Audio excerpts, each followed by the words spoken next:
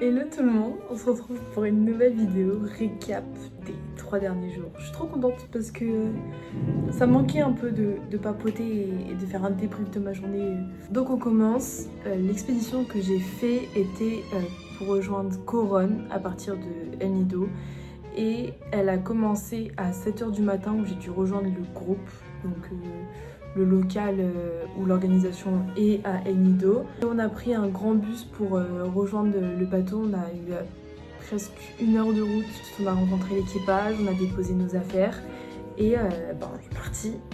En tout, le premier jour, on a fait 6 spots.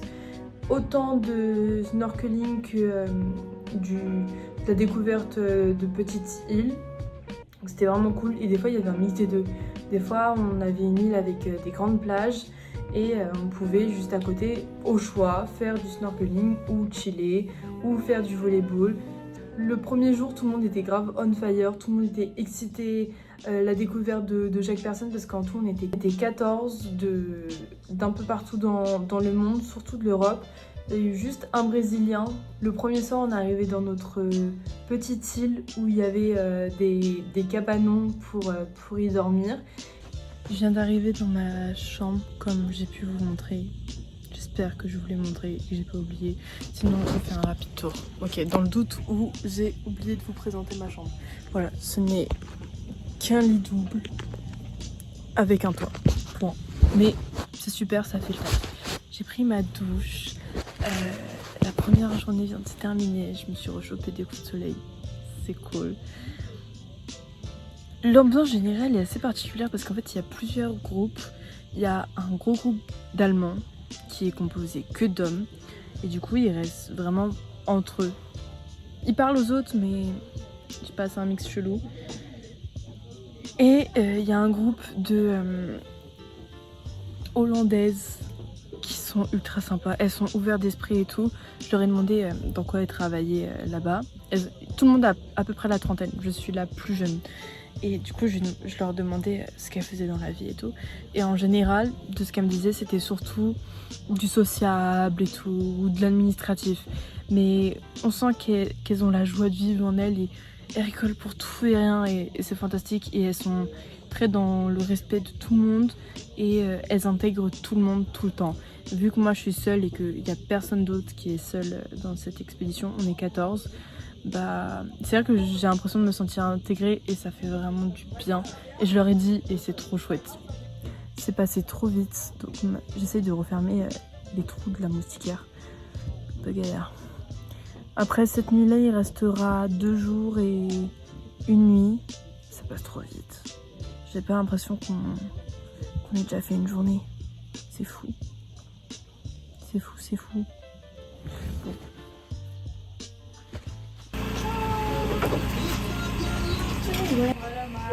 Bon.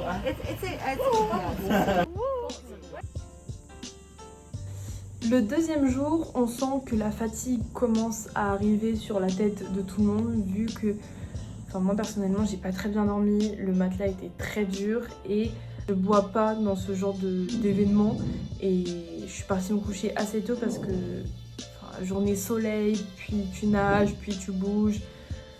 Ça demande beaucoup d'efforts, d'énergie, autant physique que mentale pour moi. Donc je suis partie me coucher aux alentours de 21h. Le reste des passagers voulaient faire la fête ce soir-là, vu que c'était le premier jour et tout. Je comprends tout à fait, mais du coup ils mettaient la musique à fond jusqu'à genre 1h du matin et alcool à foison, donc des gens alcoolisés, on les entend bien. Donc le deuxième jour, on a fait en tout 5 spots, si mes souvenirs sont bons. Et pareil, du snorkeling, principalement du snorkeling, sauf un step aux alentours de midi, le temps que le cuisinier prépare le repas du midi, le lunch.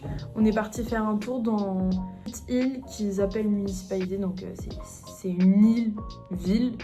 Et on y a rencontré beaucoup de population locale. On a fait une partie de basketball avec les enfants qui vivaient sur cette île. Et aussi on a vu une grande mangrove avec énormément de chauves-souris, comme vous pouvez les entendre maintenant.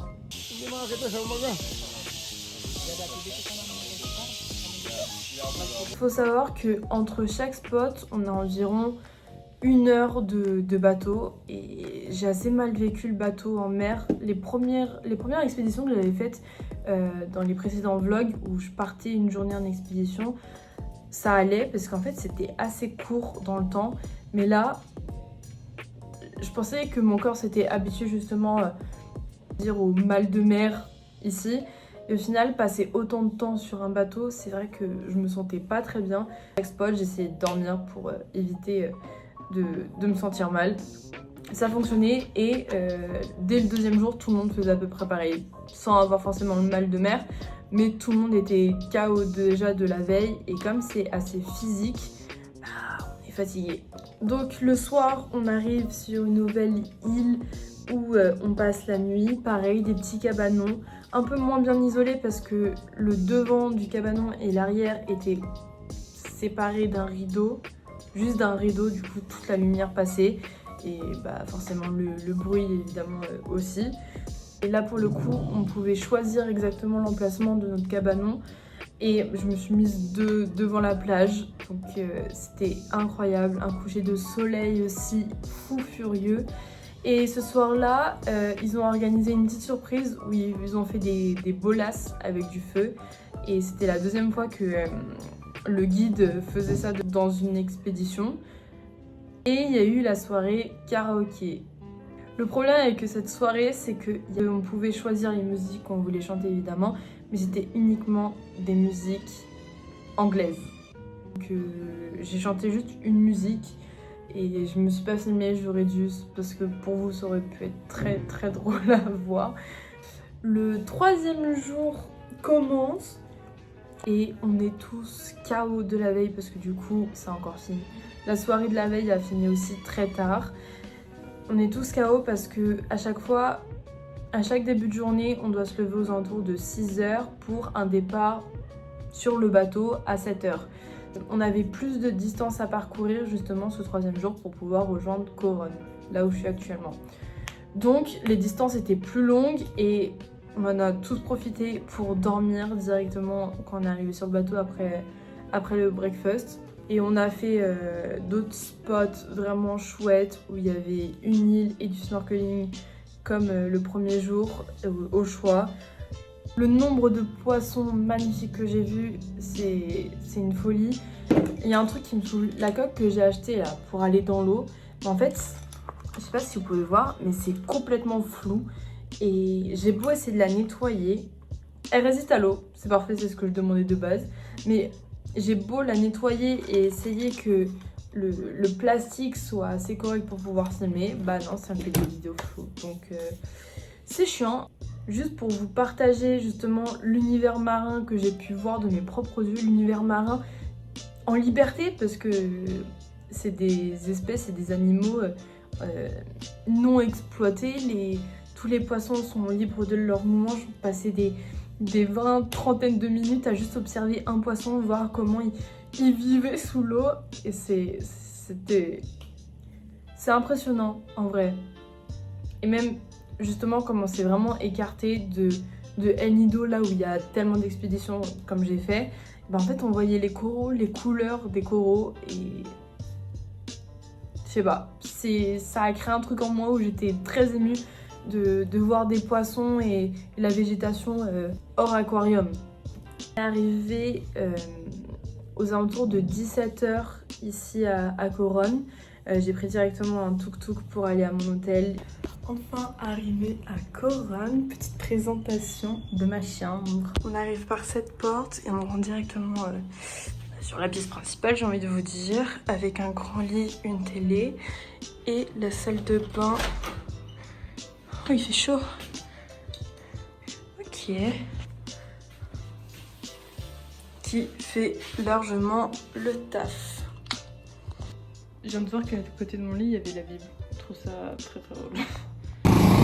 Je pars manger et je suis sortie de ma douche. Et juste après, il y a eu une coupure d'électricité dans mon hôtel. Je me suis dit, bizarre.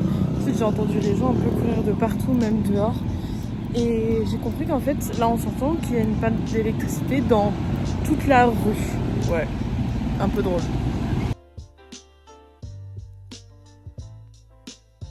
Je suis retournée à l'hôtel et j'ai qu'une seule envie, c'est de dormir. Le truc, c'est que l'ensemble du groupe de l'expédition propose d'aller boire un verre et d'aller faire la fête ce soir. Et donc il y a 2 spots, il y a déjà aller boire un verre et ensuite faire la fête. Et en vrai j'hésite parce que je suis KO et que le premier spot, boire le verre, est juste à côté de mon hôtel, à peut-être 2 minutes à pied. Donc sur la balance, ça me donne envie. Après faire la fête, jamais, parce que après les avoir vus, c'est mort, je vais pas faire la fête avec eux. C'est des gros alcooliques. Mais boire un verre, je sais pas. J'hésite encore. S'il n'y a pas de plan où je suis partie boire un verre, c'est que vous avez compris que je suis directement partie me coucher. Voilà pour ces 3 jours. J'espère que ça vous a plu. Merci pour toute la force que vous m'envoyez. Je vous aime. Bisous et à demain.